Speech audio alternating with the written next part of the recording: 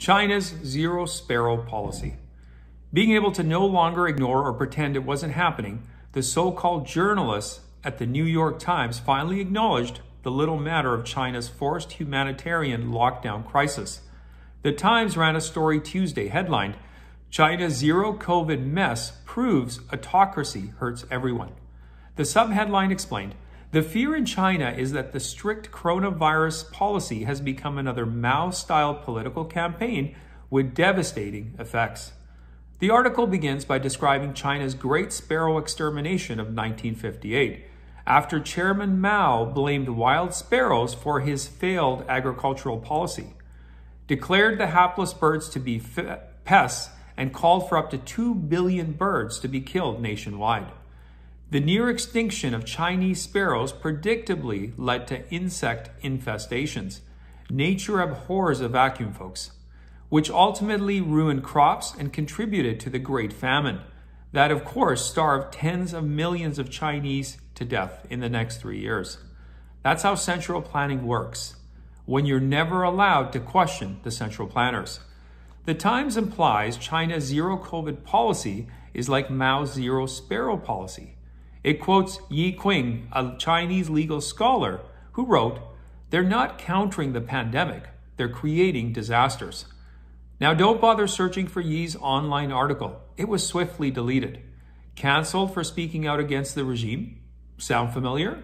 No wonder Trudeau has a soft spot in his heart. Body for China.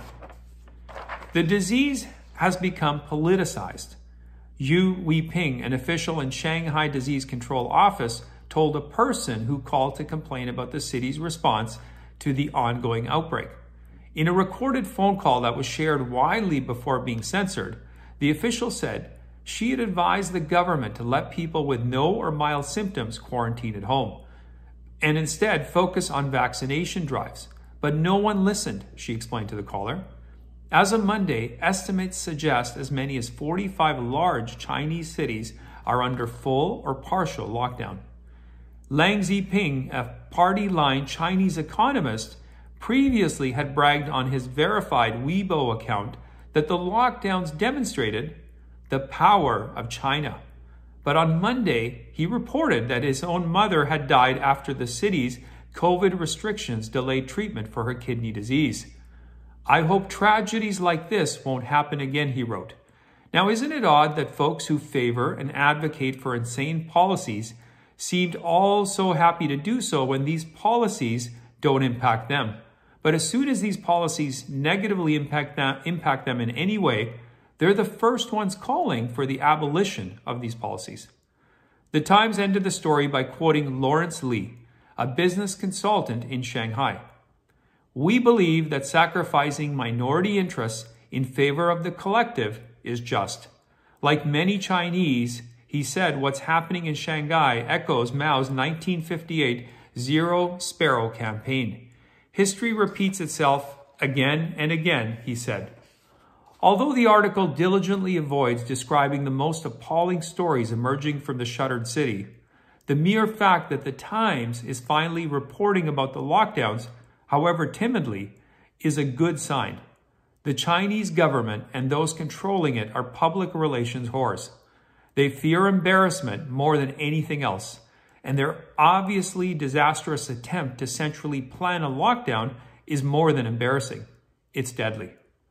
Given their own citizens don't have a voice and cannot sway policy, it's up to Western media to expose what's happening and, given enough media coverage, embarrass China on the world stage, thereby forcing those in charge to course correct, hopefully. While it's not a lot, at least this article is a bit of good news for the Chinese people. Unfortunately, of course, they'll never hear about it. I wonder if our very own central planner in Ottawa is taking notes. Anyways, thank you for watching. I do appreciate it. Please post any comments you have in the comment section. You can also follow me on my Rumble and my Locals account, and I look forward to seeing you next time.